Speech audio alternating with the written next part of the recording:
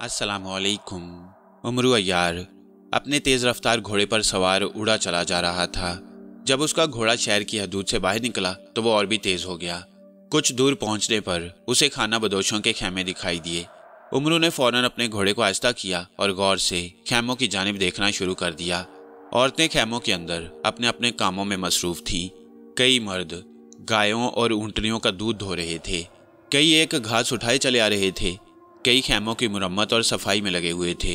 खेमों से दूर बच्चे दायरे की शक्ल में बैठे हुए मुअल्लिम से कुरान पाक पढ़ रहे थे। उमरू अय्यार ने घोड़े पर से उतरकर पैदल खेमे की जानिब बढ़ना शुरू कर दिया। जब वो खेमों के नज़दीक पहुंचा तो एक आदमी दौड़ता हुआ उमरू के नज़दीक पहुंचकर उसे सर से पांव तक घूर घूर कर देखने लगा। उमरू ने उसकी जानिब कोई तवज्जो नहीं दी और बराबर एक ऐसे खेमे की जानिब बढ़ता रहा जिस पर एक पीले रंग का झंडा लहरा रहा था। वो आदमी रह न सका तो उसने उमरू के आगे खड़े होकर पूछा, कौन हो तुम? क्या तुम सरकारी आदमी हो? नहीं, उमरू ने सामने की जानिब देखते हुए मुख्तसर जवाब दिया। फिर उस आदमी ने दाएं बाएं देखते हुए आहिस्ता से पूछा, क्या तुम हारिस के आदमी हो? उमरू ने उसे परे हटाते हुए कहा, नहीं, मैं खुदा का बंदा हूँ और सिर्फ तुम्हारे सरदार से मिलना चाहता हूँ। ठहरो, तुम आगे नहीं जा सकते। क्यों? हारिस तो एक डाकू है और मैं एक शरीफ आदमी। तुम्हारे वजूद की शराफत भी हमारे खेमों के इर्द गिर्द नहीं ठहर सकती। रही बात हारिस की तो वह तुम लोगों के नज़दीक जो कोई भी है, मगर हमारे नज़दीक एक शरीफ और अजीम इंसान है। वो हमारे दुखों में ऐसे ही शरीक होता है जैसे हमारा कोई माँ जाया हो। उमरू ने उसे कहा, मैं तुम लोगों का मेहमान हूँ और खेमों वालों के नज़दीक किसी मेहमान की इज्जत ना करना रसूलुल्लाह सल्लल्लाहु अलैहि वसल्लम की तालीम और इखलाक के खिलाफ है। ये हमारे सरदार का हुक्म है कि किसी गैर को अपने खेमों में ना आने देना। तुम्हारे लिए बेहतर यही है कि तुम इसी जगह से वापस चले जाओ, हम तुम पर हाथ नहीं उठाएंगे। उमरू ने इधर उधर देखा, चंद लम्हों तक खामोश रहा, फिर उससे बोला, तुम अपने सरदार को इस जगह बुला लाओ। तुम अजीब जिद्दी इंसान हो। मैंने तुम्हें कह जो दिया कि हमारा सरदार किसी गैर से नहीं मिलता, तुम वापस चले जाओ। मैं तुम्हारी जिद और हठ धर्मी पर वापस नहीं जा सकता। मैं तुम्हारे सरदार से जरूर मिलूंगा क्योंकि मेरे पास उसके लिए एक अहम पैगाम है। वो आदमी इस पर बिना समझा उसने अपनी रट को बरकरार रखा। इतने में 3-4 और आदमी भी उसके पास आ खड़े हुए और उन्होंने भी उमरू को मजबूर करना शुरू कर दिया कि वो यहाँ से चला जाए। मगर उमरू अपनी जगह पर खड़ा रहा और यही कहता रहा कि वो सरदार से मिले बगैर वापस नहीं जाएगा, मगर वो ना माने। आखिर तंग आकर उमरू उनसे बोला, मैं हार मानने वाला इंसान नहीं हूँ। मेरा नाम उमरू अय्यार है। मैं अपनी जिद और हठ धर्मी में तुमसे बढ़ चढ़ कर हूँ। एक आदमी झट से बोला, अरे तुम उमरू हो, शाह यमन के दामाद? बिल्कुल वही। क्या कर रहे हो वकास? उसने पहले वाले शख्स से मुखातिब होते हुए कहा, इनको जाने दो, ये तो सरदार के अच्छे दोस्तों में शुमार होते हैं। ये तो ठीक है, मगर तुम लोग एक बात नहीं समझे हो। वो क्या? पूछने पर वकास बोला, ये सरकारी दरबारी आदमी है। तो क्या हुआ? उमरू बोला, मैंने तुम लोगों से कोई नाजायज बात तो नहीं की। मैं बसरा में सौदागरी करता हूँ, सुल्तान की मुखबरी नहीं करता। मुझे सरदार से मिलने दो। ये शख्स तुम्हें कह चुका है कि मैं सरदार के अच्छे दोस्तों में शामिल होता हूँ। वकास बोला, अगर ये बात सच्ची है तो पहले हम सरदार को इतला देंगे। वकास ने सरदार के खेमे में हाजिर होने के बाद जब उसे इतला दी कि उमरू अय्यार नामी शख्स उससे मिलने का ख्वाहिशमंद है, तो उसी वक्त सरदार अपने खेमे से नंगे पांव बाहर निकल आया। उसने चंद कदमों के फासले पर उमरू को खड़े देखा तो आगे बढ़कर उसका इस्तकबाल किया। अहलन व सहलन, मरहबा या उमरू, हम आपको खुशामदीद कहने में फख्र महसूस करते हैं। आपने हमारे आने की तकलीफ कैसे की? कोई ज़रूरी काम था तो मुझे बुला लिया होता। कनाना, तुम मेरे अच्छे दोस्त हो, मगर तुम तक पहुंचने के लिए ज़हनी अजियत बर्दाश्त करना पड़ती है। कनाना बोला, आप सच कहते हैं, मगर इसका एक भेद है। आप खेमे में चलकर तशरीफ़ रखें।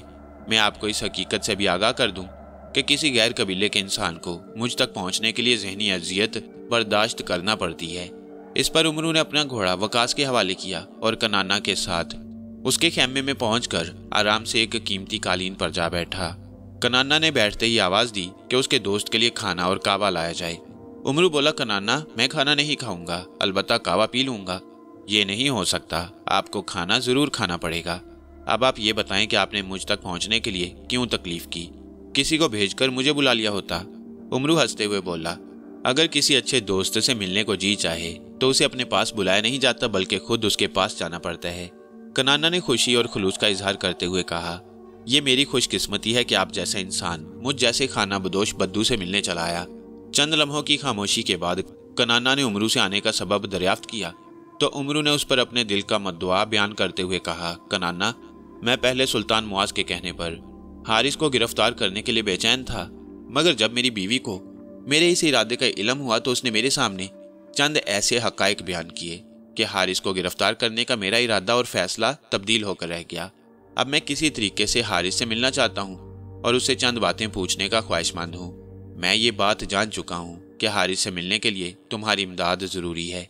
इस पर कनाना ने हारिस की इतनी तारीफ़ें की कि उमरू हैरान रह गया। जब वो खूब हारिस की तारीफ़ें कर चुका तो फिर उसने उमरू से कहा, मैं आपको हारिस से ज़रूर मिलवाऊंगा, वो आपसे मिलकर बहुत खुश होगा। इतने में एक आदमी तश्त में खाना लिए खैमे के अंदरूनी पर्दे से दाखिल हुआ। उसने बड़े अदब से खाना उमरू के सामने रखा। फिर कनाना के कहने पर उमरू ने खाना शुरू कर दिया। सुबह हो गई मगर कहलान की बेचैनी और बेकुली न गई। उसका दिल चाहता था कि वो घर से बाहर निकले। बच्चों को देखता तो उसकी परेशानी में इजाफा हो जाता। ऐसी मुसीबत में उसे रह रह कर उमरू की याद आ रही थी। वो जानता था कि मुसीबत की इस घड़ी में एक उमरू ही वो इंसान है जो उसे इस अजियत से निजात दिला सकता है। और फिर कलसूम के कातिल का भी पता न था, मगर उमरू तो हारिस को गिरफ्तार करने गया हुआ था। खुदा जाने वो कब लौटे। उमरू के जल्द आने के बारे में कहलान पुर उम्मीद नहीं था। कहलान ने कई बार खुदा के हुजूर सजदे किए और रो रो कर खुदा से मदद चाही। उसकी समझ में नहीं आ रहा था कि वो क्या करे और क्या ना करे। दोनों बच्चे इतने समझदार भी नहीं थे कि उन्हें घर में तनहा छोड़ देता। नफील 8 साल का और कफील 6 साल का था। दोनों ही इब्तदाई उम्र में थे। कलसूम घर के कामकाज से फारिग होने के बाद बच्चों को लेकर बैठ जाया करती और उन्हें कुरान पाक के इब्तदाई हरूफ पढ़ाती और याद करवाती रहती। मगर अब ऐसा नहीं हो सकता था क्योंकि किसी जालिम के हाथों कलसूम मौत की गहरी नींद सो चुकी थी और वो जिसने कलसूम को कत्ल किया है सिवाय हारिस डाकू के और कोई नहीं हो सकता, क्योंकि उसी ने उससे पैसे और कपड़ा छीना है। इसके अलावा ऐसी जुर्रत कोई नहीं कर सकता। कहलान हारिस की हकीकत और असलियत से बेगाना था। उसने सोचा उमरू के साथ मिलकर हारिस से ज़रूर इंतकाम लेगा। उमरू यकीनन उसे गिरफ्तार करने में कामयाब होगा। अगर वो गिरफ्तार हो गया तो फिर उसे इंतकाम में आसानी हो जाएगी। कहलान का यकीन पुख्ता हो चुका था कि हारिस के अलावा कलसूम को किसी ने कत्ल नहीं किया।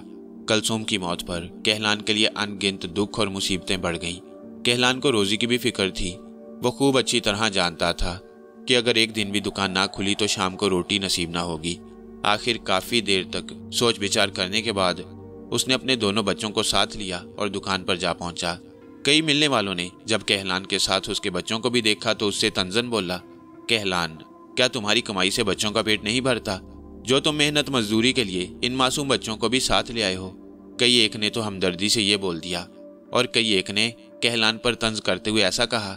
कहलान ने फीकी हंसी हंसते हुए उनको जवाब दिया, इन बच्चों की माँ अपने वालिदैन से मिलने यमन गई है, इसलिए इनको अपने साथ दुकान पर ले आया हूँ। जब तक वो वापस नहीं आ जाती ये रोज़ दुकान पर आया करेंगे। एक ने तो कहलान का दिल ही चीर कर रख दिया। वो बोला, कहीं वो फरार तो नहीं हो गई? मुझे तो कुछ दाल में काला काला लगता है। कहलान के माथे पर पसीना आ गया। उसने माथे पर हाथ फेरते हुए कहा, नहीं भाई, ऐसी कोई बात नहीं। दूर के सफ़र की वजह से मैंने खुद ही बच्चों को उसके साथ रवाना नहीं किया। कहलान के जवाब ने उसे मुतमईन किया या नहीं कहलान नहीं जानता, मगर लोगों की बातों से कहलान का अपना कलेजा ज़रूर महसूस कर रह गया। कहलान लोगों से बात करते हुए अपने आप में खौफ भी महसूस करता। वो खूब अच्छी तरह से जानता था कि उसकी बीवी कत्ल हो चुकी है। वो सारी दुनिया से चोरी छुपे उसे दफन भी कर चुका है। अगर किसी ने उसके बारे में मजीद बातें की तो कहीं ऐसा ना हो वह बहक जाए और असल बात उसके होंठों पर आ जाए। इस ख्याल से भी वो किसी से ज़्यादा बात नहीं करता। कहलान का सारा दिन सख्त परेशानी में गुजरा। उसकी समझ में नहीं आता था कि वो आइंदा क्या करे क्या नहीं। अगर उसका खैर ख्वाह उमरू उसके पास होता तो उसे मजीद परेशान न होना पड़ता। वो उसकी परेशानी का ज़रूर कोई ना कोई हल ढूंढ निकालता। वो सोचता रहा कि वो क्यों और कैसे बच्चों की परवरिश करेगा और वो कितने दिनों तक अपनी माँ का इंतज़ार करेंगे। आखिर किसी न किसी दिन वो माँ से मिलने के लिए ज़रूर जिद करेंगे और फिर वो उनको कैसे बहलाएगा। सोचते सोचते कहलान के जहन में एक नई तरकीब आई कि वो इन बच्चों को इनके ननिहाल क्यों ना छोड़ाए। रास्ते में ही उनको ये भी बता देगा कि उनकी माँ मर चुकी है, इसलिए अब उसको याद करना और रोना फजूल है। इस पर बच्चे कुछ देर रोएंगे फिर चुप हो जाएंगे। बच्चे अपने ननिहाल चले जाएंगे तो कहलान की जान भी लोगों की तू तू मैं मैं से छूट जाएगी। कहलान ये भी जानता था कि उसकी सास और ससुर बहुत ही नेक दिल हैं। कलसूम उनकी इकलौती बेटी थी। बेटी की मौत के बारे में सुनकर उन्हें दुख तो बहुत होगा, लेकिन जब वो अपनी बेटी के बच्चों को पाएंगे तो उन्हें सब्र आ जाएगा और वो बच्चों को अपने यहाँ रखने पर खुश भी हो जाएंगे। इस नई सोच पर कहलान कुछ मुतमईन तो हुआ, मगर एक नई फिक्र ने उसे परेशान कर दिया। उसके दिमाग में फौरन ही ये बात आई कि अगर कलसूम के माँ बाप ने बसरा आने और कलसूम की कब्र देखने की ख्वाहिश जाहिर की तो वो उनको कलसूम की कब्र क्यों कर दिखाएगा। जब कहलान की समझ में कोई बात ना आई तो उसने अपने दिल में ये सोचकर अपने आप को मुतमईन कर लिया कि वो कब्रिस्तान की कब्रों में से किसी एक कब्र की जानिब इशारा करके कह देगा कि यही कलसूम की कब्र है। इसके साथ ही उसने ये भी अपने दिल में सोच लिया कि वो अपने ससुर और सास को कब्र दिखाने से पहले अपने बच्चों को कोई कब्र दिखाने और उन्हें यकीन दिलाने की कोशिश करेगा, ताकि जब वो अपने नाना और नानी के यहाँ जाएं तो वो उन्हें बता सकें कि उन्होंने अपनी माँ की कब्र देखी है। मजीद बातों की तरफ से कहलान मुतमईन था ये सब बातें सोचने, और दूसरे दिन यमन जाने का पुख्ता इरादा करने के बाद कहलान ने दुकान बंद की और फिर अपने बच्चों को लेकर घर की जानिब चल पड़ा। अंधेरा फैलने में कुछ देर थी जब कहलान बच्चों को लेकर घर में दाखिल हुआ तो किसी अनजाने खौफ ने उसके सारे दिल में कपकपी पैदा कर दी। वह बच्चों को कमरे में छोड़कर सेहन की जानिब लपका। जब उसकी नज़र सेहन वाली ज़मीन पर पड़ी तो उसके पैरों तले ज़मीन निकल गई। जहां उसने कलसूम को दफन किया था वो जगह खुदी हुई थी और कलसूम की लाश गायब थी। कहलान को चक्कर आने लगे और वह गिरते गिरते बचा। वह फौरन दोनों हाथों से सर थाम कर जमीन पर बैठ गया। मकान का दरवाज़ा बाहर से मुकफ्फल था, फिर कलसूम की लाश कैसे गायब हो गई। फिर इस ख्याल ही से उसका दिल लरज उठा कि हुकूमत के किसी जिम्मेदार शख्स को उसकी बीवी के कत्ल और उसके दफन होने की इत्तला मिल चुकी है। उसी के हुक्म पर सिपाही उसके घर आकर उसकी बीवी की लाश को ले गए हैं। उनके लिए किसी भी मकान का ताला खोलना और बंद करना कोई मुश्किल नहीं। अब उसे गिरफ्तार करने के लिए आने ही वाले हैं। कहलान इसी सोच और फिक्र में डूबा हुआ था कि किसी के कदमों की चाप पर वह चौंक पड़ा। उसने पलटकर देखा तो पदम को अपनी पुश्त पर रऊनत के साथ खड़े पाया। उसके बच्चे पदम को देखकर सहम गए। कहलान पदम को अपने घर में देखकर हक्का बक्का रह गया। नफील और कफील खौफ से दीवार के साथ लगे खड़े थे। उन्हें पदम के चेहरे से खौफ महसूस हो रहा था। पदम बहुत ही कीमती लिबास पहने हुए था, मगर इसके बावजूद उसके चेहरे से तकब्बुर यहाँ था। कहलान अपनी लरजती हुई टांगों से उठकर खड़ा हो गया और पदम की जानिब उंगली से इशारा करते हुए बोला, पदम तुम। पदम ने मुस्कुराते हुए दीवार की जानिब मुंह कर लिया और कहलान से कहने लगा, हलवान कहकर पुकारा मुझे, मैं तुम्हारा बड़ा भाई हूँ। पदम के नाम से तो मुझे मेरे गुलाम पुकारते हैं, जो मुझसे सख्त नफरत करते हैं और मुझे जादूगर समझते और कहते हैं। हालांकि मैं उस अजीम देवता यऊक का बेटा हूँ, जिसकी आज भी इबादत चोरी छुपे करने में बसरा वाले फख्र महसूस करते हैं। पदम की इन बातों पर कहलान का खून खौल उठा। वो चिल्लाकर बोला, तुम झूठे खुदाई यऊक के बेटे हो, मैं नहीं हूँ। मैं एक मुसलमान हूँ। एक खुदा, एक कुरान और एक रसूल सल्लल्लाहु अलैहि वसल्लम पर ईमान रखने वाला। इस नाते से मैं तुम्हारा भाई नहीं, तुम पदम हो, जादूगर और मुशरिक पदम, मुनाफिक पदम, जिससे बसरा वाले सख्त नफरत करते हैं। पदम ने कहलान की जानिब रुख करते हुए इंतहाई ठंडे दिलो दिमाग से कहा, बेवकूफ़ों की तरह चिल्लाने से कुछ नहीं होगा, आहिस्ता बात करो, मेरी बातों की तरफ ध्यान दो। अब मुझसे बसरा वाले क्या नफरत करेंगे? वो अब तुमसे नफरत करेंगे। उस कहलान से नफरत करेंगे जो अपनी बीवी का कातिल है और जिसने अपनी बीवी का कत्ल छुपाने की खातिर उसकी लाश भी गायब कर दी है।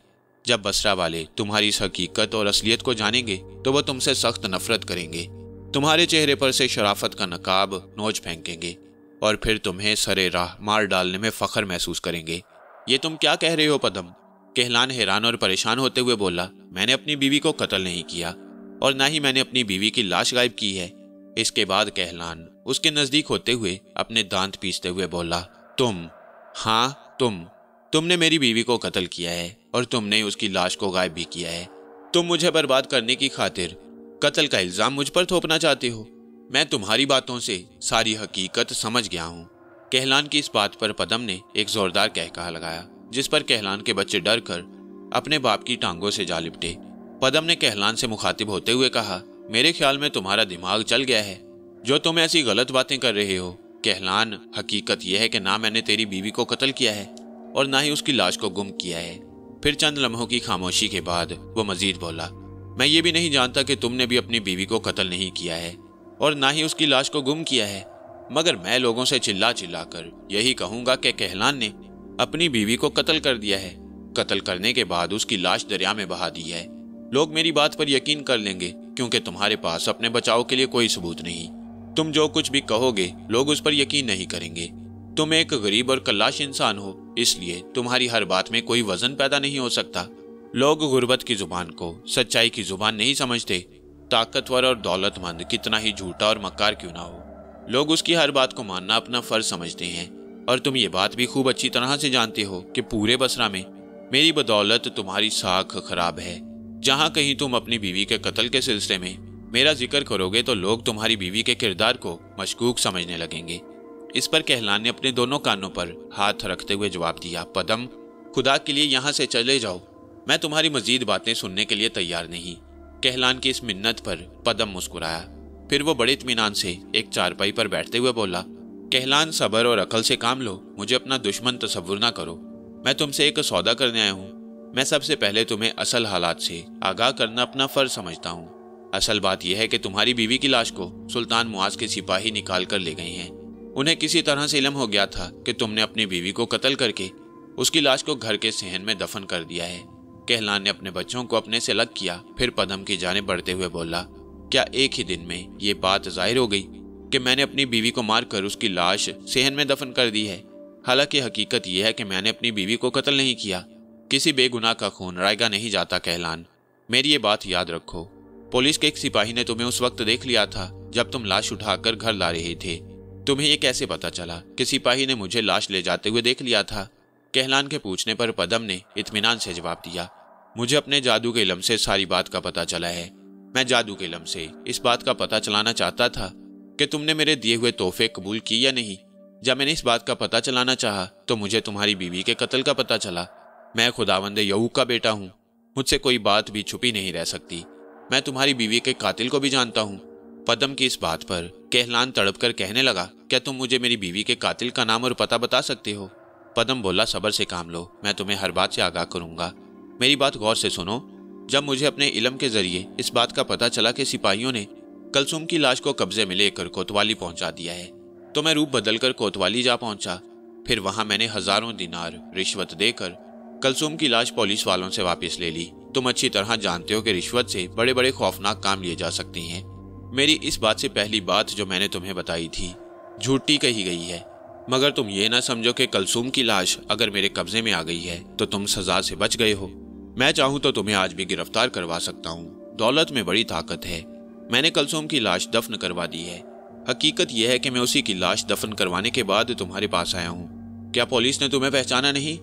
بے وقوف، یہ بات میں تمہیں پہلے ہی بتا چکا ہوں کہ میں کوتوالی اپنا چہرہ اور لباس بدل کر گیا تھا۔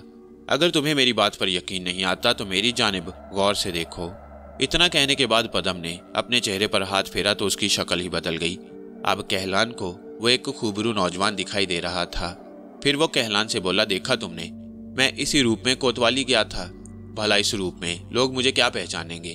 اسی روپ کو لیے میں تمہارے گھر میں داخل ہوا، اس لیے تمہیں اس بات کی بھی فکر نہیں کرنی چاہیے کہ کسی نے مجھے اصل روپ میں تمہارے گھر کے اندر داخل ہوتے ہوئے دیکھ لیا ہوگا۔ میں ایک ہی دن میں 7 روپ بدل سکتا ہوں، اور میرے باپ خداوند یعوق نے مجھے یہ قوت بخش رکھی ہے۔ اتنا کچھ کہنے کے بعد پدم نے دوبارہ اپنے چہرے پر ہاتھ پھیرا تو وہ اپنی اصلی شکل و صورت پر آ گیا، اور پھر کہلان سے کہنے لگا، تمہیں مجھ سے خوف کھانے کی کوئی ضرورت نہیں۔ میں تمہاری بیوی کے قتل کے راز کو راز ہی رکھوں گا، اور وقت آنے پر تمہاری بیوی کے قاتل کا نام اور پتہ بھی تم پر ظاہر کر دوں گا۔ اس وقت میں تمہیں اس قاتل کے بارے میں کچھ نہیں بتاؤں گا، لیکن اس راز کو جاننے کے لیے تمہیں میرا ایک کام کرنا ہوگا۔ کہلان نے کہا، میں تمہاری ہر بات ماننے کے لیے تیار ہوں، لیکن پہلے تمہیں میری بیوی کے قاتل کا نام و پتہ بتانا ہوگا۔ وہ کون ہے جس نے میرے ہنستے بستے گھر کو اجاڑا ہے؟ میں اس سے انتقام لیے بغیر چین سے نہیں بیٹھ سکتا۔ اس پر پدم نے مسکراتے ہوئے کہا، ایسے کچے اور بودے سودے میں نے کبھی نہیں کیے۔ پہلے تم میرا کام کرو، اس کے بعد تم جو کہو گے وہی میں کروں گا۔ میں اپنا کام کروائے بغیر تمہیں کوئی بھی راز دینے کے لیے تیار نہیں۔ نہیں، مجھے تم پر کوئی اعتماد نہیں۔ پہلے تم مجھے قاتل کے بارے میں بتاؤ کہ وہ کون ہے اور کہاں رہتا ہے۔ کہلان کی اس ضد پر پدم کی بھویں تن گئیں۔ اس نے غصے سے کہلان کے بچوں کی جانب دیکھا۔ بچوں نے پدم کی آنکھوں میں دیکھا اور دوڑ کر خوف سے باپ کی ٹانگوں سے لپٹ گئے۔ اس پر پدم اپنے ہونٹوں پر مکرو مسکراہٹ لاتے ہوئے بولا، کہلان، کیا تم یہ بھی جانتے ہو کہ اگر تم نے یہ ضد اور ہٹ نہ چھوڑی تو اس کا انجام کیا ہوگا؟ شاید تم اس سے بے خبر ہو۔ اگر تم نے میری بات نہ مانی تو میں تمہارے ارد گرد ایسا خوفناک جال بکھیر دوں گا कि तुम उसमें हमेशा के लिए गिरफ्तार होकर रह जाओगे। ऐसे में तुम्हारे बच्चे भी बेसहारा होकर रह जाएंगे। ना कोई इन बच्चों को रोटी देगा और ना ही पनाह। ये सूखे पत्तों की तरह उड़ते फिरेंगे, कोई इनका पुरसान हाल ना होगा। तुम ये बात भी अच्छी तरह से जानते हो कि लोग गरीबों से नफरत करने के साथ उनके बच्चों से भी नफरत करते हैं। इसलिए बिला चूंच रहा मेरी बात मान लो। तुम मेरी ताकत और मेरा इल्म देख चुके हो, इसलिए अब जिद ना करो। ऐसा ना हो तुम्हारी जिद इन बच्चों को भी ले डूबे। पदम की ये धमकी कारगर साबित हुई। कहलान की आंखों में आंसू आ गई।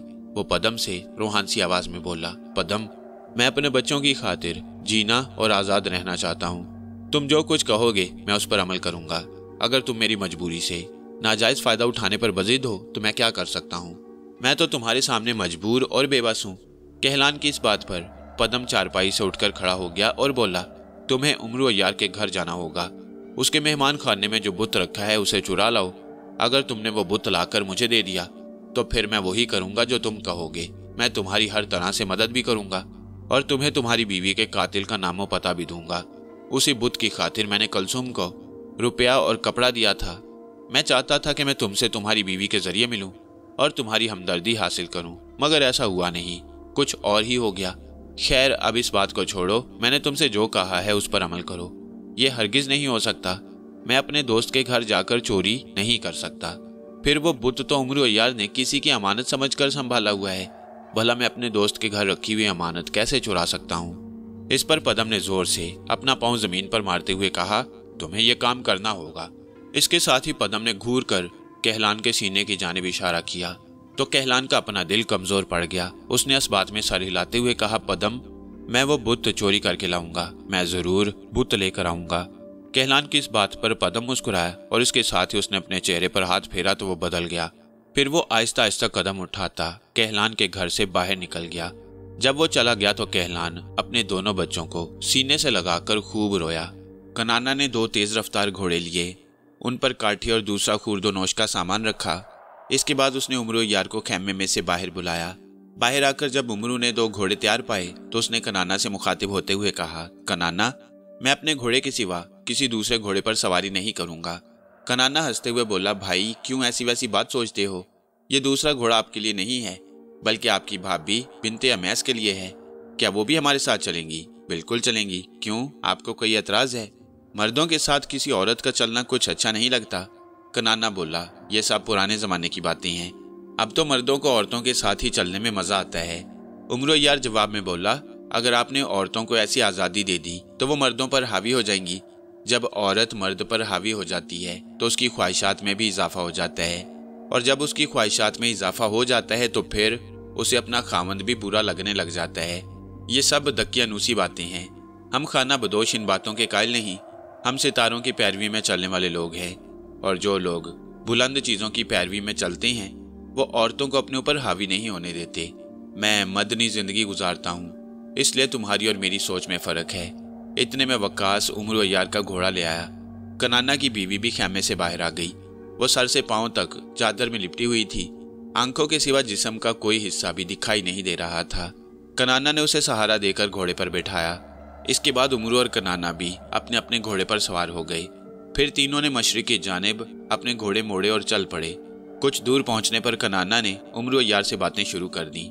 इधर उधर की बातों के बाद उमरू ने पदम का जिक्र शुरू कर दिया। वो बोला, बहुत ही खबीस इंसान है।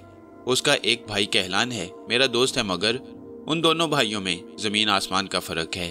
पदम बुत परस्त है और कहलान मुसलमान। कनाना ने उमरू की जानिब देखा, फिर दूर सहरा को घूरते हुए कहा, आप पदम को इतना नहीं जानते जितना मैं जानता हूँ। अच्छा? उमरू ने हैरत का इजहार करते हुए पूछा, वो कैसे? कनाना ने कहा, पदम को शुरू से ही जादूगरी का शौक है। ये उन दिनों का जिक्र है जब मैं और पदम, जिसका असल नाम हलवान है, मिस्र में थे। मैं अमूमन शहर में रहता था, मगर ये अक्सर अहरामों और मकबरों में घूमने चला जाया करता। एक दिन जब वो वापस आया तो सख्त हरासा और परेशान था। मेरे पूछने पर उसने मुझे बताया कि वो एक लाश अपने शहर बसरा ले जाना चाहता है। मैंने उसे मना किया और सख्ती से रोकते हुए कहा, अगर वो ऐसा करेगा तो पकड़ा जाएगा। ऐसे में हम दोनों के लिए मुसीबत बन जाएगी। मगर मेरी बात का उसके दिलो दिमाग पर कोई असर ना हुआ। जब वो मिस्र से चलने लगा तो उसने लाश का ताबूत अपने घोड़े के पीछे एक बिस्तर में बांध रखा था। वो लाश को मिस्र से बसरा लाने में कामयाब हो गया। इसके बाद वो मुझे कभी नहीं मिला। उस लाश का उसने क्या किया ये मैं नहीं जानता। مگر اتنی بات ضرور جان گیا تھا کہ اس نے وہ تابوت میری بیوی کے ذریعے حاصل کیا۔ اس نے لاش کا کیا کیا اس کے بارے میں جانتا ہوں۔ وہ لاش اس نے بصرہ کے قدیم قبرستان میں دفن کی، پھر سحر کے ذریعے اس لاش سے فائدہ اٹھایا اور قبر کو ننگا چھوڑ کر چلا گیا۔ عمرو نے جو ہی بات ختم کی، کنانا کی بیوی نے گھور کر اس کی جانب دیکھا، پھر گھوڑا دوڑاتے ہوئے ان دونوں سے بہت آگے نکل گئی۔ عمرو یار نے اس کی جانب غور سے دیکھا، پھر کنانا سے مخاطب ہوتے ہوئے کہا، غالباً تمہاری بیوی کو میری بات اچھی نہیں لگی۔ نہیں، ایسی کوئی بات نہیں، وہ راستہ دیکھنے کی غرض سے آگے بڑھی ہے۔ عمرو نے بات کا رخ بدلتے ہوئے کہا، یہاں سے حارث کا ڈیرا کتنی دور ہے؟ دور، بہت دور، اور بہت ہی نزدیک۔ کیا مطلب؟ دور اور نزدیک بھی کیا مطلب ہے تمہارا؟ مجھے امید ہے کہ ہمیں حارث یہیں کہیں مل جائے گا۔ اگر وہ نہ مل سکا تو پھر ہمیں اس کے ٹھکانے تک پہنچنے کے لیے کافی فاصلہ طے کرنا پڑے گا۔ خدا کرے حارث ہمیں یہیں کہیں مل جائے تاکہ میں جلد اپنے شہر واپس چلا جاؤں۔ میں نے واپس جا کر کہلان کو پدم کے گھر بھی روانہ کرنا ہے۔ میں پدم کا فتنہ جلد از جلد ختم کرنا چاہتا ہوں۔ اگر پدم کو ختم نہ کیا گیا تو مجھے یقین ہے کہ وہ بہت سے لوگوں کو نقصان پہنچانے کی کوشش کرے گا، کیونکہ میرے علم کے مطابق اب اس کے قبضے میں ایک بدرو بھی ہے اور وہ اس روح سے بڑے بڑے گھنونے کام لے سکتا ہے۔ اللہ آپ کو کامیاب کرے۔ حارث سے ملاقات کے بعد آپ فوراً اپنے گھر واپس لوٹ جائیں۔ میں خود اس بات کے حق میں ہوں کہ پدم کو بڑھنے اور پھیلنے سے پہلے ہی محدود کر دیا جائے تو اچھا ہے، کیونکہ میں جانتا ہوں کہ وہ ایک خطرناک آدمی ہے۔ اتنے میں کنانا کی بیوی پھر سے ان دونوں کے پاس آ گئی۔ کنانا نے اسے پوچھا، کیا کچھ پتا چلا؟ کنانا کی بیوی نے کوئی جواب نہ دیا اور پھر سے اپنا گھوڑا دوڑا کر آگے نکل گئی۔ عمرو ہنستے ہوئے بولا، اس کا دماغ درست ہے، یہ کیا کر رہی ہے؟ کنانا نے جواب دیا، یہ عورت اپنے آپ میں مطمئن نہیں، کسی وجہ سے عموماً یہ بدحواس اور ہراساں رہتی ہے، تنہائی میں کسی سے مخاطب رہتی ہے۔ کیا کہہ رہے ہو؟ تم نے تو اپنی بیوی کے بارے میں بہت بڑی بات کر دی ہے۔ غالباً کنانا کو اپنی غلطی کا احساس ہو گیا کہ اس نے عمرو سے غلط بات کی ہے۔ اس نے بات مناتے ہوئے کہا، میرا مطلب ہے یہ بنت امیس کوئی ایسی ویسی عورت نہیں ہے۔ چونکہ اس کے 3 بچے پیدا ہوتے ہی مر گئے تھے، اس لیے اس کے ذہن و دل پر اس بات کا بہت برا اثر ہے اور اسی وجہ سے وہ عموماً اپنے آپ سے بات کرتی رہتی ہے۔ ابھی تو تم کہہ رہے تھے کہ وہ کسی سے مخاطب ہو کر باتیں کرتی ہے، میرا مطلب یہی تھا جو میں نے اب کہا۔ عمرو کنانا کی اس بات پر چپ تو ہو گیا، پھر بھی وہ اپنے آپ میں ہوشیار ہو گیا کہ ضرور دال میں کالا ہے اور سفر کے دوران بنت امیز سے ہوشیار اور چوکنا رہنا ہوگا۔ اتنا سوچنے کے بعد عمرو یار نے اپنے آپ پر قابو پایا اور گھوڑے کو پہلے سے تیز دوڑانا شروع کر دیا۔ کنانا بھی اس کے ساتھ ساتھ گھوڑا دوڑانے لگا۔ بنت امیز ان دونوں سے آگے تھی۔ عمرو یار اپنے دائیں بائیں نہیں دیکھ رہا تھا، بلکہ اس کی نظریں بنت امیز پر لگی ہوئی تھیں۔ پھر اس نے دیکھا کہ بنت امیز نے پوری قوت سے اپنے گھوڑے کی لگام کھینچ کر اسے روکا۔ اسی وقت اپنے گھوڑے سے نیچے اتری اور پیدل چل کر ایک ٹیلے کے پیچھے جا کھڑی ہوئی۔ عمرو نے شک کا اظہار کرتے ہوئے کہا، تمہاری بیوی ہماری نظروں سے اوجھل کیوں ہو گئی ہے؟ آپ تو بہت ہی شکی مزاج ہیں۔ آپ کوئی فکر نہ کریں، وہ حارث کی تلاش میں سرگرداں ہے۔ یہ سارا علاقہ حارث کا ہے، یہاں وہ قافلے روکتا ہے اور ان سوداگروں کو لوٹتا ہے جن کے پاس بے پناہ دولت ہوتی ہے، متوسط سوداگروں کو وہ نہیں لوٹتا۔ کنانا کی اس بات پر عمرو مطمئن نہ ہوا، اسے اور تو کوئی بات نہ سوجی۔ اس نے اپنے دل میں اللہ کے نام کا ورد شروع کر دیا۔ جب وہ دونوں ٹیلے کے پیچھے پہنچے تو وہاں کوئی بھی نہیں تھا، نہ بنت امیز تھی اور نہ ہی اس کا گھوڑا۔ کنانا نے دور دور تک نظریں دوڑاتے ہوئے کہا، میرے خیال میں وہ ہم سے بہت دور نکل گئی ہے، اب ہمیں بھی اپنے گھوڑے تیز کرنے ہوں گے۔ عمرو عیار حیران اور پریشان نظروں سے اپنے چاروں طرف دیکھ رہا تھا۔ اچانک اسے اپنے سے کچھ فاصلے پر زمین بھربھری دکھائی دی۔ سمجھ گیا کہ اس جگہ صحرا کا زہریلا سانپ چھپا ہوا ہے۔ کنانا نے عمرو کو اس جانب دیکھتے ہوئے پایا تو پوچھنے لگا، آپ کیا دیکھ رہی ہیں؟ وہاں تو ایسی کوئی شے نہیں جو دکھائی دے رہی ہو۔ وہاں سانپ ہے، عمرو بولا۔ اگر سانپ ہے تو ہمیں کیا، ہم کیوں اپنی منزل کھوٹی کریں؟ عمرو اپنے گھوڑے سے اتر پڑا اور کنانا سے مخاطب ہوتے ہوئے بولا، میں اس سانپ کو مارے بغیر آگے نہیں بڑھوں گا۔ آپ بھیڑوں کے چھتے میں ہاتھ کیوں ڈالنا چاہتے ہیں؟ آپ کو چپ چاپ آگے چل دینا چاہیے، سانپ ہمیں کچھ نہیں کہے گا۔ عمرو یار نے کنانا کی بات کی کوئی پرواہ نہ کی۔ اس نے میان سے تلوار نکال کر ہاتھ میں لے لی اور پھر کنانا کی جانب دیکھتے ہوئے بولا، تم نہیں سمجھتے کنانا، اگر سانپ کو مارے بغیر ہم آگے بڑھ گئے تو یہ سانپ اڑ کر ہم پر حملہ ور ہوگا، ہم دونوں کو اپنی جان بچانی مشکل ہو جائے گی۔ آخر کنانا بھی گھوڑے سے اتر پڑا اور پھر عمرو سے مخاطب ہوتے ہوئے بولا، آپ کی باتیں میری سمجھ سے بالا تر ہیں، میرے خیال میں آپ سانپ مارنے کے بہت شوقین ہیں۔ سانپ شیطان کی نسل سے ہیں اور میں کسی بھی شیطان کو اپنے راستے کی دیوار نہیں بننے دوں گا۔ اتنا کہہ کر عمرو جو ہی آگے بڑھا تو اسی وقت ایک زہریلا سانپ پھنکارے مارتا ہوا زمین میں سے نکل کر عمرو کے سامنے آ کھڑا ہوا۔ उमरू और कनाना दोनों चौंके और होशियार होकर खड़े हो गए। कनाना ने भी अपनी तलवार मियान से निकाल ली। उमरू यार ने पैर मजबूत करते हुए सांप के सर पर वार किया और इसके साथ ही कनाना ने उसके निचले हिस्से पर तलवार चलाई, मगर दोनों की तलवारों से सांप का कुछ भी न बिगड़ा। दोनों ने हैरान नजरों से एक दूसरे की जानिब देखा। अब सांप दुम के सहारे खड़ा फन फैलाए लहरा रहा था। उसके मुंह से आवाज निकलनी शुरू हो गई। उमरू ने कान धरकर सुना तो वो अलहूम अलहूम पुकार रहा था। उमरू फौरन समझ गया कि ये सांप बिन्ते अमीस ही का दूसरा रूप है। वो नहीं तो यकीनन पदम सांप के रूप में उसके सामने खड़ा है। उमरू के पास सिवाय अल्लाह के नाम के कोई और ऐसा हथियार नहीं था कि जिससे वो इस सांप को शिकस्त दे देता।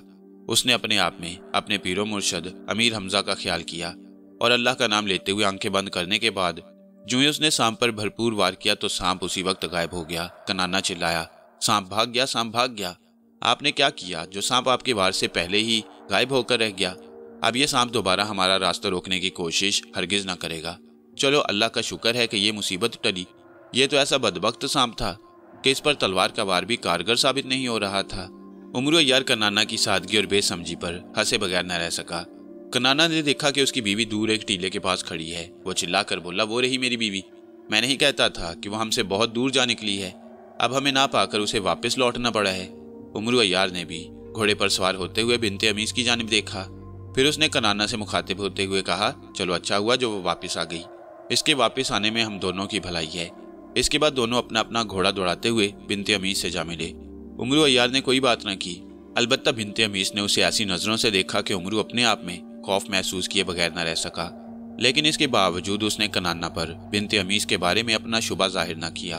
उमरू जान चुका था कि बिन्ते अमीस को किसी रूह को अपने सामने हाजिर करने का मंत्र आता है। उमरू यार ने जो कुछ देखा और महसूस किया उसे अपने दिल में ही रखा। इसके बाद तीनों हारिस की तलाश में आगे चल पड़े। दूसरे दिन कहलान अपने बच्चों को घर पर छोड़कर उमरू यार के घर जा पहुंचा। दरवाजे पर दस्तक दी तो वही गुलाम अजीज नामी बाहर आया, जिससे पहले भी कहलान की मुलाकात हो चुकी थी। कहलान ने गुलाम से पूछा, मैंने सुना है उमरू यार अपने सफर से वापस आ गई हैं। आपने गलत सुना है, अभी तो वो मुश्किल ही से अपने ठिकाने पर पहुंचे होंगे। फिर गुलाम चंद लम्हे खामोश रहकर बोला, आइए ना, मेहमान खाने में बैठकर कुछ देर आराम ही कर लें। यही बात तो कहलान चाहता था। उसने फौरन आराम करने के लिए हाँ कर दी, जिस पर गुलाम ने अंदर जाकर मेहमान खाने का दरवाजा खोल दिया। कहलान इधर उधर देखता हुआ बड़े इत्मीनान से मेहमान खाने के कलीन पर जा बैठा। फिर मुलाजिम ने कहलान से मुखातिब होते हुए कहा, आप आराम से बैठें, मैं आपके लिए कावा लेकर आता हूँ। जब गुलाम कावा लेने के लिए चला गया तो कहलान ने तपाई पर रखे हुए बुत को गौर से देखना शुरू कर दिया। वो एक छेंज का किसी मिस्री देवता का बुत था जिसे मिस्री किसी दौर में पूजते थे। इसके अलावा कहलान को कोई और खूबी उस बुत में दिखाई न दी, मगर वो इस बात पर सख्त हैरान था कि पदम को ये कैसे पता चल गया कि उमरू यार के घर में एक बुत है। फिर उसने आगे बढ़कर बुत को गौर से देखा। उसे बुत में कोई खास बात दिखाई ना दी। वह संगे मरमर के पत्थर से तराशा गया था और वो इतना कीमती भी नहीं था कि जिसे चुराकर अगर बेचा भी जाए तो अच्छी खासी रकम हाथ आ जाए। उसने बुत को अपनी जगह पर रख दिया और अपने आप में कहा कि वो जाते हुए इस बुत को अपनी जेब में डालकर ले जाएगा। कहलान मुड़कर अपनी जगह बैठा ही था कि गुलाम कावा लेकर आ गया। वो कहलान के आगे कावा रखते हुए बोला, आप आराम से बैठकर कावा पिएं, मैं इतने में घर के दूसरे कामकाज सर अंजाम दे लूं। इस पर कहलान ने इस बात में सर हिलाया और गुलाम घर के अंदर चला गया। कुछ ही देर में कहलान कावा पीकर फारिग हो गया। अपनी जगह से उठा, बड़े गौर से बुत को देखा। उसे अपनी और उमरो यार की दोस्ती का ख्याल आ गया, मगर इसके साथ ही पदम का मकरू चेहरा और अपने बच्चों की शक्लें भी सामने आ गईं। उसने अल्लाह का नाम लेकर बुत उठाया और उसे अपने चौगे की जेब में डाल लिया। फिर उसने अंदर वाले दरवाजे के नजदीक होकर आवाज दी। गुलाम तो ना आया, मगर उसे शहजादी बल्कीस की आवाज सुनाई दी। कह रही थी, भाई कहलान, अजीज फारिग नहीं है, क्या आप जाना चाहते हैं? जी मैं जा रहा हूँ। जब उमरू साहब घर वापस लौट आए तो आप मुझे इतला करवा दें। शहजादी ने इस बात में जवाब दिया। इसके बाद कहलान कमरे से बाहर आ गया। कमरे से बाहर आकर कहलान ने अपने दाएं बाएं देखा। शायद उसे बदबख्त पदम दिखाई दे जाए तो वो ये बुत उसे इसी जगह दे दे, मगर उसे दूर दूर तक कहीं भी पदम दिखाई ना दिया। कहलान अभी अपने घर से थोड़ी ही दूर होगा कि उमरू यार का गुलाम अजीज चंद सिपाहियों को साथ लेकर उसके सर पर पहुंच गया और कहलान की जानिब इशारा करते हुए सिपाहियों से बोला, यही वो कहलान है जिसने मेरे आका की अमानत चुराई है। गुलाम की इस बात पर कहलान का रंग जर्द पड़ गया। सिपाहियों ने आगे बढ़कर उसकी तलाशी ली तो बुत उसकी जेब से निकल आया। गुलाम ने फौरन हाथ बढ़ाकर वो बुत सिपाही से ले लिया। फिर गुलाम ने गुसीली नजरों से कहलान को घूरते हुए कहा, एहसान फरामोश, ये बुत तो किसी की अमानत है। अगर मैं फौरी तौर पर बर्तन लेने मेहमान खाने में ना जाता तो शायद मुझे तुम पर शुबा न पड़ता। जाहिल इंसान, मैंने तुम्हें इसके बारे में बताया भी था कि ये बुत किसी की अमानत है, मगर इसके बावजूद तू इसे चुरा लाया। किसी ने सच कहा है कि किसी गरीब और मजबूर पर कभी एतमाद नहीं करना चाहिए और बाइज्जत लोगों के दरमियान बैठने के लिए नहीं कहना चाहिए। इस पर कहलान लरजती हुई आवाज में बोला, बस करो भाई, बस करो, मजीद कोई बात ना करो, तुमने जो कुछ कह दिया है वो मेरे लिए काफी है। इसके बाद सिपाही कहलान को घेरे में लेकर कोतवाली ले गए। कोतवाली पहुंचने के बाद कनान कोतवाल ने कहलान को देखा तो हैरान होते हुए बोला, अरे ये तो उमरू साहब का दोस्त है, मगर पदम का भाई भी है। एक सिपाही फौरन बोला, मैं जानता हूँ। इसके बाद कनान ने सिपाही से पूरा वाकया जानने के बाद हुक्म दिया, इसे बंदी खाने में बंद कर दो, उमरू के आने पर इसका फैसला कर दिया जाएगा। इस पर सिपाहियों ने कहलान को घसीटकर बंदी खाने में बंद कर दिया। उसी वक्त कहलान की नजरों के सामने अपने भूखे और प्यासे बच्चे आ गए, जिस पर उसकी आंखों में बेख्तियार आंसू उभर आए। वो सिपाहियों को कुछ कहना चाहता था मगर कहते कहते रुक गया। पदम का घर 3 कमरों पर मुश्तमिल था। मकान पुख्ता ईंटों और पत्थरों का बना था। बैरूनी दीवारें इतनी बुलंद थीं कि कोई शख्स ऊंट पर खड़े होकर अंदर का हिस्सा देख नहीं सकता था। वो तो पूरे बसरा में छोटा सा किला था।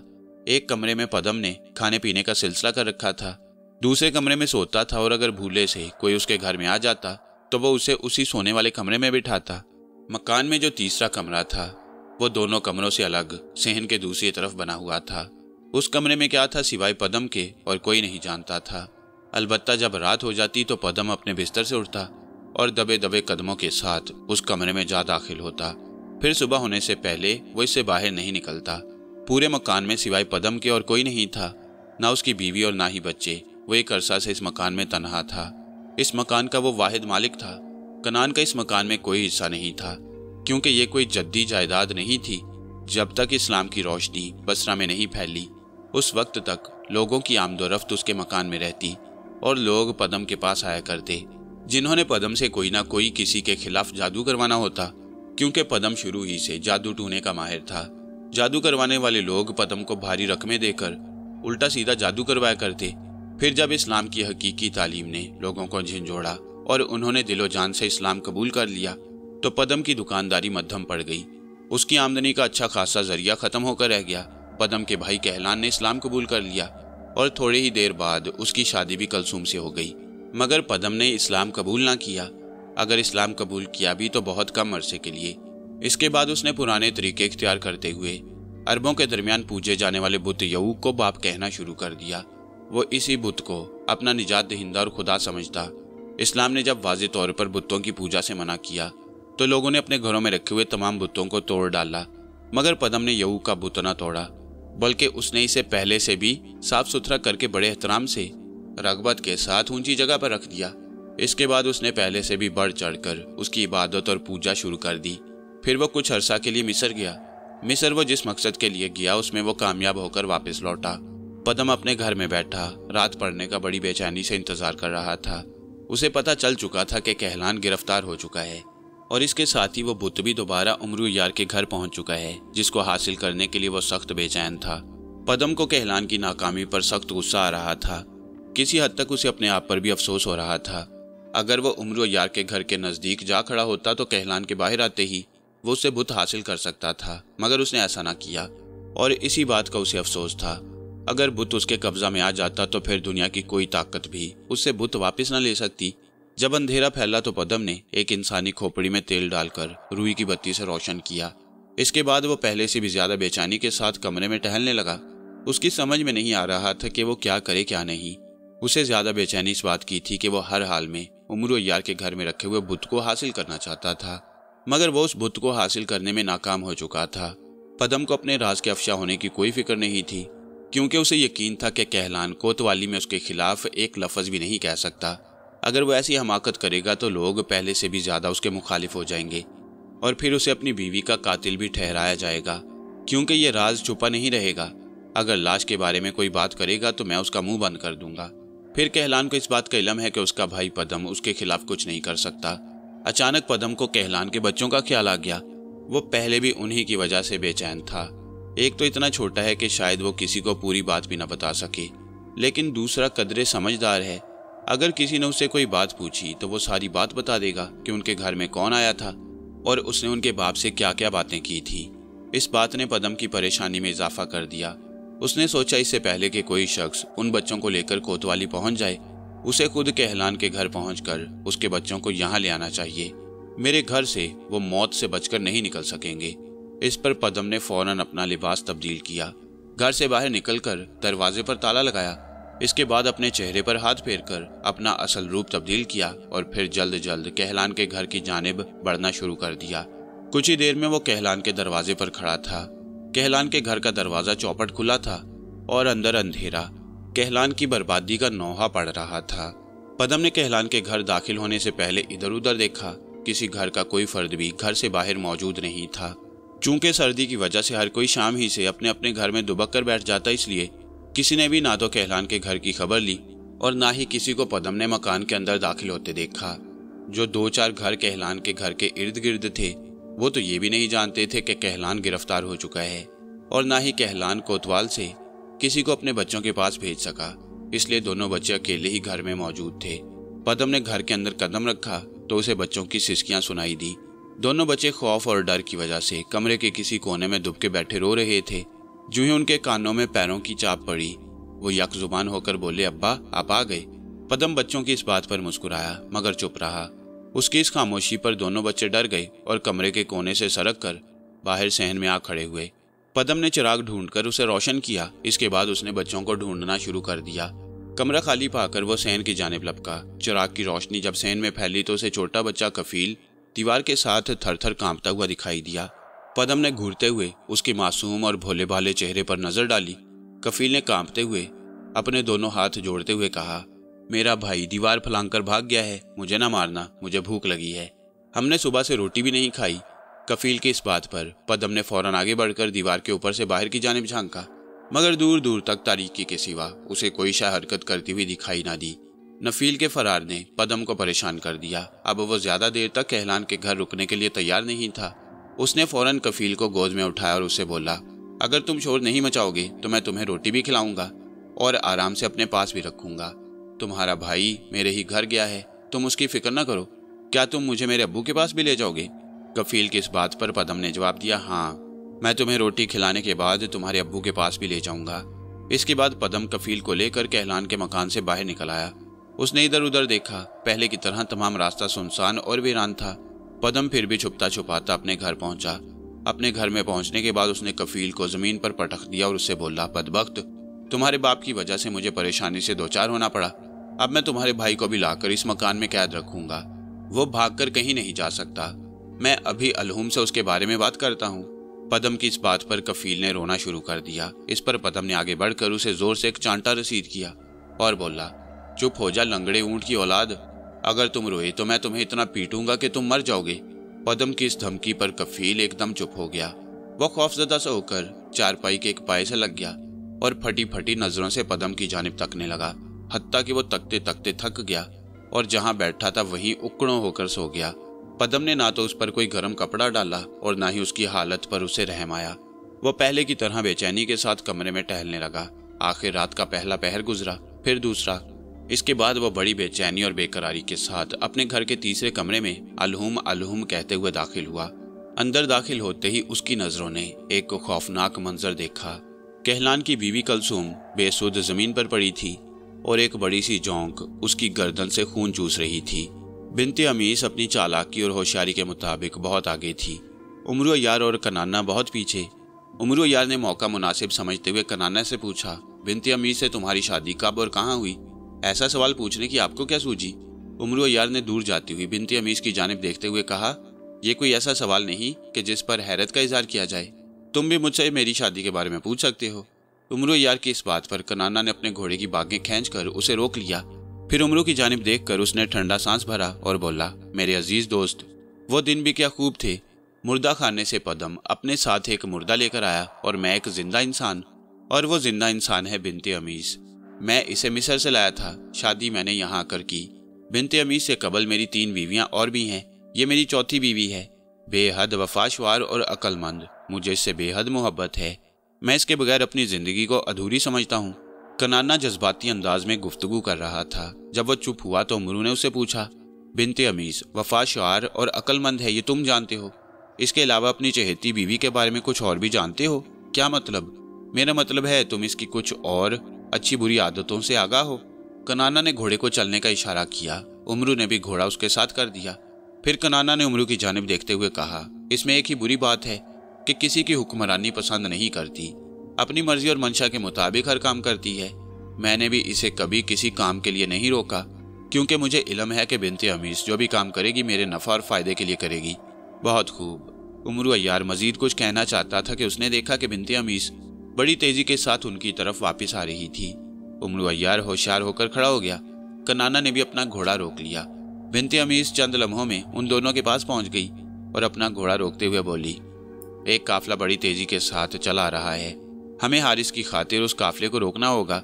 नहीं, ऐसा हम हरगिज नहीं करेंगे। उस काफिले को गुजर जाने दो, इसी में हमारी भलाई है। उमरू अय्यार की इस बात पर बिन्ते अमीस भड़क उठी। आप कौन होते हैं हमारी बात में दखल देने वाले? हम काफिला रोकेंगे और उस वक्त तक रोकेंगे जब तक हारिस नहीं आ जाता। बिन्ते अमीस की इस बात पर उमरू अय्यार ने घोड़ा उसके नज़दीक ले जाते हुए कहा, मेरा नाम उमरू अय्यार है। अगर तुम्हें हुक्म चलाना आता है तो मुझे हुकूमत चलानी आती है। मेरे घर में शाह यमन की बेटी है जो मेरी बीवी है। मैंने कभी उसकी बात नहीं मानी। तुम कौन होती हो मुझ पर हुक्म चलाने वाली? बेवकूफ़ और जाहिल औरतें मर्दों से दब कर रहती हैं, मैं उनमें से नहीं हूँ। मैं मिस्र के ऐसे ख़ानदान से ताल्लुक़ रखती हूँ कि जिसका नाम तुम सुनोगे तो कांप उठोगे। जिन लोगों के पास इल्म और मालूमात कम होती हैं वो ऐसी ही बातें करते हैं। जाहिल औरत इल्म और अदब से बेगाना होती है, इसलिए अगर वो कोई बेअदबी की बात करे या बदअखलाकी से पेश आए, बुरा नहीं मनाना चाहिए। मगर जो औरतें पढ़ी लिखी और अच्छे ख़ानदान के होने का दावा करती हैं, वो बदअखलाकी से पेश आएँ तो बुरा लगता है। फिर उनके इल्म और उनकी ख़ानदानी फजीलत मशकूक होकर रह जाती है। मेरे सामने अपने आबा व अजदाद और ख़ानदान की बात मत करो। मैं ऐसी बातों से दबने वाला नहीं हूँ। शायद तुम भूल रही हो कि मैंने तुम्हें पहचाना नहीं। मैं तुम्हें जान चुका हूँ कि तुम कौन हो और तुम्हारी हकीकत क्या है। उमरू अय्यार की इस बात पर बिन्ते अमीस कनाना पर बरस पड़ी। वो उससे बोली, कनाना इसे कहो अपनी जुबान बंद रखे और जो कुछ मैं कहूँ उस पर अमल करे। उमरू अय्यार ने भी कनाना से मुखातिब होते हुए कहा, कनाना अपनी इस चहीती बेगम को समझा दो कि ये मेरे मुंह ना लगे। इस पर कनाना ने अपनी बीवी को समझाते हुए कहा, देखो बेगम, उमरू कोई बुरा आदमी नहीं, ये बहुत अच्छे इंसान हैं। जब मैं तुम्हें इनके बारे में समझाऊंगा तो तुम भी इनका एहतराम करने लग जाओगी। ऐसा हरगिज नहीं होगा। बिन्ते अमीस ने अपने घोड़े का रुख मोड़ते हुए कहा, अगर आपको अपना ये मुंह फट दोस्त इतना ही अजीज है तो आप इसे लेकर चले जाएं। मैं अपनी जिल्लत और रुसवाई का बदला खुद ही ले लूंगी। इतना कहने के बाद बिन्ते अमीस ने अपने घर की जानिब घोड़ा दौड़ा दिया। कनाना ने उसे बहुत आवाज़ें दी मगर वो ना रुकी। उमरू अय्यार कनाना से बोला, कोई फिक्र न करो, सब ठीक हो जाएगा। जब हम हारिस से मिलकर वापस घर पहुंचेंगे तो मैं बिन्ते अमीस को मनवा लूंगा, वो गुस्सा छोड़ देगी। इस पर कनाना ने इस बात में सर हिलाया और बात कोई ना की। इसके बाद दोनों हारिस की जानिब चल पड़े। उमरू ने अपने आप में सोचा कि अब उसे पहले से भी ज्यादा होशियार रहना होगा। बिन्ते अमीस उससे इंतकाम लिए बगैर दम नहीं लेगी। इस सिलसिले में पदम से भी पूरी मदद लेगी। उमरू अय्यार ने बिन्ते अमीस के बारे में मजीद जानने की खातिर कनाना से पूछा, कनाना क्या तुम बता सकते हो कि बिन्ते अमीस मिस्र के किस खानदान से ताल्लुक़ रखती है? उमरू की इस बात पर कनाना ने अपने घोड़े को रोका, जहन पर कुछ जोर डाला, फिर सोचते हुए बोला, मिस्र में एक इबादत गाह कदीम है। उस इबादत गाह में हातूरा की पूजा होती थी। इसके अलावा उस इबादत गाह में खबीरा देवता की पूजा भी होती थी। खबीरा देवता के बारे में आज भी मिस्र में ये मशहूर है कि उसने खुद अपने आप को पैदा किया। उस देवता का धड़ आदमी का और मुंह सांप का होता था। उसे देवताओं का बाप भी कहा जाता है। पदम ने उसी इबादत गाह से लाश चोरी की थी। बिन्ते अमीस हातूरा की नस्ल से है। क्या वो लाश यूं ही रखी थी? पुराने ज़माने में मिस्री उन लोगों को दफन नहीं करते थे जो गुनाहगार होते थे। वो लाश ऐसे ही किसी देवता की थी जो गुनाहगार था, जिसने राह देवताओं के रूबरू सरकशी की थी। बिन्ते अमीस ने मुझे और पदम को बताया था कि ये उस देवता की लाश है जिसने जादू के जोर से खबीरा को शिकस्त देना चाहिए। हकीकत यह है कि बिन्ते अमीस की बदौलत पदम उस लाश को बसरा में लाने में कामयाब हो गया। बिन्ते अमीस को जो मुसलमान हो चुकी थी अपने हमरा ले आया। चूंकि पुराने मिस्र में देवी देवताओं को बड़ा अरूज और बड़ी इज्जत हासिल थी, इसलिए वो अपने आप को बेहद मुअज़्ज़ज़ और बावकार समझती और कहती है, तुम्हारी बातों से मेरा मसला हल हो गया। क्या मतलब? बिन्ते अमीस बदरू है या ज़रूर बदरू की साथी है? गलत है। कनाना ने किसी हद तक उमरू की बात का बुरा मानते हुए कहा, उसने मेरे सामने कभी कोई ऐसी वैसी बात का नाम तक नहीं लिया। उसने पदम का जिक्र भी मेरे सामने कभी नहीं किया। पदम काफिर और मुनाफिक है और हम मुसलमान हैं। इस बात को हम खूब अच्छी तरह से जानते और समझते हैं। उमरू ने बड़े प्यार से कनाना के कंधे पर हाथ रखते हुए कहा, कनाना, मैं तुम्हारा दोस्त हूँ, दुश्मन नहीं। वक्त आने पर तुम पर सारी हकीकत वाज़ेह कर दूंगा। इस वक्त हम जिस काम के लिए जा रहे हैं हमें वो सर अंजाम देना चाहिए। इतना कहने के बाद उमरू घोड़े पर सवार हो गया। कनाना भी उसकी पैरवी में घोड़े पर सवार हो गया। जब दोनों आगे बढ़े तो उन्होंने एक काफिले को अपने सामने से गुजरते हुए देखा। उमरू कनाना की जानिब देखकर मुस्कुराया, जिस पर कनाना भी मुस्कुरा दिया। पदम के मकान में जो तीसरा कमरा था उसमें मशालें रोशन थीं। रोशनी की वजह से कमरे की हर शय नुमायां दिखाई दे रही थी। कमरे में मशालें हर वक्त जलती रहती थी। पदम ने उन्हें कभी बुझने नहीं दिया। कमरे के एक कोने में खूबसूरत छोटा सा तख्त भी रखा था। पदम अलहुम अलहुम कहते हुए सजदे किए जा रहा था। उसकी नजरों के सामने जो कुछ था वो उसे भी बड़े गौर से देखता जा रहा था। पदम के सजदों पर जोंक, जो कि कलसूम की गर्दन से खून चूस रही थी, एकदम गर्दन से नीचे गिरी और गिरते ही उसने उसी पुतले की शक्ल इख्तियार कर ली जिसे वो कब्रिस्तान से जिंदा कर लाया था। उसी को वो अलहुम कहकर पुकारता था। फिर वो पुतला अपने बुत पर जा बैठा। पुतले की दो छोटी छोटी आंखें सुरख मोतियों की तरह चमक रही थी। पदम ने अलहुम अलहुम कहते हुए उसे कई सजदे किए। इस पर अलहुम के होंठों पर मकरू मुस्कुराहट फैल गई। फिर पदम ने एक घंटी बजाई और एक बुत के पास जाकर उसके कानों के नजदीक बजानी शुरू कर दी। इसके साथ ही साथ वो किसी अनहोनी जुबान में कुछ पढ़ता भी जाता। वो यऊक का बुत था जिसकी वो पूजा कर रहा था। मेरे बाप, मेरे दाता। पदम ने अभी अपनी दुआ के अल्फाज खत्म ही किए थे कि कलसूम अपनी जगह से उठकर खड़ी हो गई।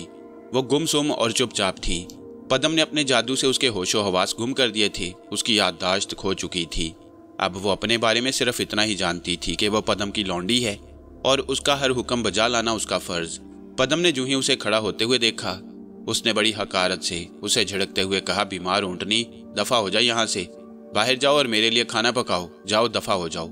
जो हुक्म मेरे आका, कलसूम ने झुकते हुए कहा और चुपचाप कमरे से बाहर निकल गई। कलसूम के बाहर निकलते ही पदम ने दरवाजा अंदर से बंद किया और अलहुम की जानिब मुतवज्जा हुआ। उसने पदम की शक्ल देखते हुए कहा, तुम दलेर और साजिशी शायर हो। शैतान अपनी पूरी तवानाइयों समेत तेरे दिल में बसता है। तूने मेरे जिंदा रहने के लिए क्या सामान पैदा किया। अब मैं किसी और के यहाँ जाने की बजाय इसी ऊंटनी से अपनी खुराक हासिल कर लिया करूंगा। ठीक है, ये लौंडी तुम्हारा हर हुक्म बजा लाएगी। फिर पदम ने अपने होंठ भींचते हुए बिनते अमीस का नाम लेते हुए कहा। वो अपने आप को बहुत बड़ी शायरा और ताकतवर तस्वुर करती है। हालांकि एक 2 टके के आदमी उमरू से वो मुकाबला नहीं कर पाई। उसके लिए उसने मुझे याद किया। क्या तुमने उमरू को शिकस्त दे दी थी? अलहुम के पूछने पर पदम ने जवाब दिया, नहीं, वो बदबख्त अपने देवताओं की बदौलत मेरे वार से बच गया, मगर मैं उसे छोड़ूंगा नहीं। अलहुम ने अपनी गरम गरम सुरख आंखें घुमाते हुए कहा, उसे बिल्कुल न छोड़ना। वह बहुत खौफनाक इंसान है। उसे मौका मिला तो वो तुम्हें तबाह करके दम लेगा। मैं उसे खूब अच्छी तरह से जानता हूँ। वो बसरे की लोमड़ी है, चालाक और अय्यार है, कहलान का दोस्त है। उसके पास एक ऐसा थैला है जिसमें वो दुनिया की हर शय बंद कर लेता है। जंबील। अलहुम बोला, उमरू को शिकस्त देने के लिए तुम्हें उसके घर से वो जंबील हासिल करनी होगी। उसे अपनी जंबील पर बड़ा घमंड है। अगर तुमने उसकी जंबील अपने कब्जे में कर ली तो तुम उसे आसानी से शिकस्त देने में कामयाब भी हो जाओगे। मैं खूब अच्छी तरह से उसे और उसकी जंबील को जानता हूँ। मैं उसके घर से बुत ही नहीं, उसकी जंबील भी हासिल करके दम लूंगा। फिर पदम ने ठंडा सांस भरते हुए कहा, ए अनजानी ताकतों के मालिक अलहुम, मैं बुत हासिल करने में नाकाम हो गया हूँ। कहलान अपनी जहालत और बेवकूफ़ी से गिरफ्तार हो चुका है। अब मुझे कहलान की तरफ से कई बातों की फिक्र है। मुझे कहलान के बेटों की जानिब से भी खतरा है, मगर मैं उसका एक ही बेटा लाने में कामयाब हुआ हूँ। दूसरा बेटा नफील फरार होने में कामयाब हो गया है। मैं उसे भी अपनी गिरफ्त में लेना चाहता हूँ।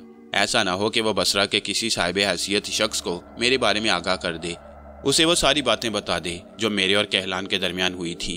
अगर ऐसा हो गया तो लोग मेरी सारी हकीकत से आगाह हो जाएंगे और मेरे घर का दरवाज़ा तोड़ डालेंगे। इसलिए नफील को पकड़ने के लिए तुम मेरी पूरी मदद करो। ए अलहुम, मेरी हिफाजत कर। दाएं और बाएं मेरा बाप है और तू मेरे सर की हिफाजत कर, ताकि जो कुछ मैं चाहता हूँ उसमें कामयाब हो जाऊँ। पदम इतना कहने के बाद चुप हुआ तो अलहुम ने उससे मुखातिब होते हुए कहा, ए पदम, तू नफील की जानिब से कोई फिक्र न कर। वह बसरा की हदूद से बाहर निकल चुका है। तेरा खौफ जो उसके सर पर सवार है, उसकी बदौलत वह बसरा में किसी के यहाँ पनाह नहीं ले सकता। वो सहरा में गुम हो चुका है। दूर दराज सहराई टीलों में वो भटकता फिरता है। अब वो बसरा में मुश्किल से ही वारिद होगा। इस पर पदम खुश होते हुए बोला, ए अलहूम, तूने ये बात करके मेरे दिल का बोझ हल्का कर दिया। अब तुम मुझे इतना बता दो कि कहीं कहलान मेरे बारे में लोगों को आगाह तो नहीं करेगा। इस पर अलहूम ने अपनी सुरख मोतियों जैसी आंखों को मींच लिया। चंद लम्हों के बाद उसने आंखें वाक की और पदम से बोला, कहलान ने अपने दुख के हाथों होंठों पर चुपके ताले रख लिए हैं। वो उमरू के सिवा किसी के सामने अपना दिल नहीं खोलेगा। वही उसका राजदा है और वही उसका मददगार। मुमकिन है कि वो बच्चों का ख्याल करके अपनी जुबान खोल भी दे और फिर राजों की कड़ियां एक दूसरे से मिलकर तुम्हारे खिलाफ सब बातों का राज फाश हो जाए। इस पर पदम तिल मिलाते हुए बोला, ए अलहूम, उसे पागल कर दे, उसका जहन पलट दे। वह सब कुछ भूल जाए, वो हर शय भूल जाए, हत्ता कि अपने बच्चों को भी भूल जाए। अलहूम ने अपने दोनों नन्हे नन्हे हाथ अपनी पुश्त पर बांधते हुए कहा, इसके लिए तुम एक हंडिया तैयार करो, उसमें उल्लू की गर्दन और कलेजा सूअर की चर्बी में पकाओ, फिर उसे मेरे पास ले आओ। मैं अपने सीहर से उसे कहलान की जानिब रवाना करूंगा और फिर सुबह होने से पहले पहले वो पागल हो जाएगा, बिल्कुल पागल।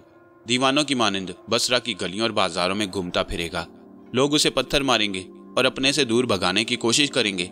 अलहूम के इस मशवरा पर पदम सोच में पड़ गया। अलहूम ने उसकी जानिब घूरते हुए पूछा, क्या तुम्हारे लिए उल्लू की गर्दन और कलेजा पकाना मुश्किल है? नहीं अलहूम, ये बात नहीं। मैं ये काम तो बड़ी आसानी से कर सकता हूँ। ये चीज़ें मेरे घर में मौजूद हैं, मगर मैं ये सोचता हूँ कि अगर किसी ने उस हांडी को देख लिया तो वो यकीनन यही समझेगा कि ये हांडी मेरे सिवा कोई रवाना नहीं कर सकता। ऐसे में लोगों को मेरी मुखालफत करने का मौका मिल जाएगा। इस पर अलहूम के मकरू होंठों पर एक मुस्कुराहट फैली। फिर उसने एक बारीक सा कहकहा मारते हुए कहा, पदम, तुझे मेरे होते हुए किसी से खौफ खाने की जरूरत नहीं। मैं तुम्हें जिस बात की हदायत करूं तुम उस पर अमल किया करो, इसी में तुम्हारी सुरखरुई और कामयाबी है। बस अलहूम, मेरे दाता, मेरे राजिक, मेरे खालिक, यही बात मैं तुम्हारी जुबान से सुनना चाहता था। मैं जो कुछ चाहता हूँ तुम उसे खूब अच्छी तरह से जानते हो। मेरी कामयाबी तेरे और मेरे बाप यऊक की कामयाबी है। पदम अलहूम की बात पर खुश तो बहुत हुआ, मगर अलहूम ने जब संजीदगी इख्तियार की तो पदम भी मोहतात हो गया और गौर से अलहूम की जानिब तकने लगा। अलहूम ने उसे मुखातिब होते हुए कहा, पदम, अभी तुम्हारा इतराना अच्छा नहीं, मेरी बात याद रखो। तेरी कामयाबी के रास्ते में अभी बहुत रुकावटें हैं। सबसे बड़ी रुकावट उमरू अय्यार का वजूद है, जो कहलान का दोस्त होने की वजह से तेरा दुश्मन बना हुआ है। वो जब वापस आएगा तो उसे तमाम हालात का पता चल जाएगा। फिर वो तेरी टो में रहेगा, तुझे जिक पहुंचाने की कोशिश करेगा। तो उसे इसी सूरत में शिकस्त देने में कामयाब हो सकता है कि एक तो तुझे उसके घर से जंबील चुराकर अपने कब्जे में करनी होगी और दूसरा जीवरस का बुत उसके घर से चुराना होगा, जिसके बारे में मैं तुम्हें पहले भी हदायत कर चुका हूँ। जीवरस के होते हुए मेरी कामयाबियां मशकूक हैं। याद रख, वही जीवरस उम्रू की हिफाजत कर रहा है। उसके होते हुए तेरा कोई जादू और मेरी कोई कुव्वत कामयाब नहीं हो सकती। वो मिस्री जिसका नाम अदी है मक्का में मौजूद है और इस्लाम कबूल कर चुका है। वह दिन रात इबादत में मसरूफ रहता है। फुर्सत में वो मुसलमानों के हल्का ज़ायरीन को पानी पिलाता रहता है। तू किसी तरह मक्का जा और अदी को अपने वतन वापस जाने की तरगीब दे। मेरा यकीन है कि वो जाते हुए उमरू के घर से जीवरस का बुत भी लेता जाएगा। अगर वो बुत वहाँ से ले गया तो हमारी तुम्हारी जान बच जाएगी। फिर जंबील के अलावा उमरू के पास कोई भी साहिराना ताकत नहीं रहेगी और मुझे उम्मीद है कि तुम उसके घर से जंबील लाने में भी कामयाब हो जाओगे। पदम ने अलहूम के आगे हाथ जोड़ते हुए कहा, ए मेरे दाता, क्या तुझे यकीन है कि अदी मेरी बात मान लेगा? अलहूम बोला, अदी ऐसी जगह क्याम किए हुए है जहाँ मैं अपनी ताकत से काम नहीं ले सकता और मैं ये बात भी यकीन से नहीं कह सकता कि वो तेरी भी बात मानेगा या नहीं। अलबत्ता तुझे इस सिलसिले में कोशिश ज़रूर करनी चाहिए। पदम ने जवाब दिया, ए मख्फी ताकत रखने वाले, जिस सरजमीन पर तेरा सिहर और तेरी ताकत कोई काम नहीं कर सकती, वहाँ मेरी चरब जुबानी और सिहर भी काम नहीं आ सकता। इसलिए उमरू के घर से जीवरस का बुत लाने की कोई और तरकीब बता जिससे हम दोनों कामयाब हो जाएं। पदम की इस बात पर अलहूम ने झूमना शुरू कर दिया। फिर उसने आंखें मींच ली। वो कोई नगमा अलाप रहा था, दूर, बहुत दूर, रूहों के पाताल में गैर मारूफ रूहें जब धरती को सजाने लगे तो मैं जाग उठा, नील का बेटा, मिस्र की किस्मत।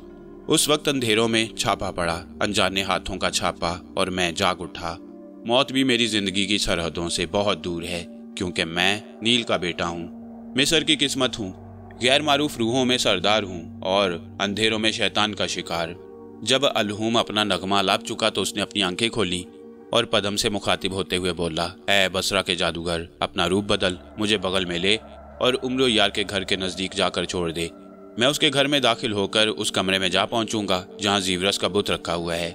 मैं अपने सीहर और अपनी ताकत से जीवरस को यहाँ ले आऊंगा, मगर याद रख, तुम मेरे पीछे रहने की हमाकत ना करना और ना कहीं ठहरना। तुम मुझे लेकर फौरन इसी कमरे में आ जाना और कलसूम को मेरी ख्वाहिश के लिए तैयार रखना। मैं आते ही उसके खून से अपनी भूख मिटाऊंगा। इस पर पदम ने अपनी तशवीश का इजहार करने की गर्ज से कहा, ऐ ज़ीशान, मैं तेरी बात पर अमल करने के लिए तैयार हूँ, लेकिन कहीं ऐसा ना हो कि अबू अल हौल का बेटा तुझे शिकस्त देने में कामयाब हो जाए। अलहूम ने एक बार फिर आंखें मींच लीं। फिर वो बोला, वो मुझे शिकस्त दे सकता है, लेकिन मुझे मौत के अंधेरों में नहीं धकेल सकता। मैं उसे शिकस्त देने और गिरफ्त में लाने की पूरी कोशिश करूंगा, और मैं भी इसमें कामयाब हो सकता हूँ। फिर पदम ने उसे हांडी वाली बात याद दिलाते हुए कहा, मेरे ख्याल में हमें उम्र यार के यहाँ जाने से पहले कहलान की जानिब हांडी भेज देनी चाहिए। मैं चाहता हूँ कोई बात होने से पहले ही कहलान अपने होशो हवास खो बैठे। तुम ठीक कहते हो, फौरन हांडी तैयार करके लाओ ताकि मैं कहलान की जानिब रवाना कर दूं। अलहूम की बात से इतना सुनते ही पदम फौरन कमरे से बाहर निकल गया।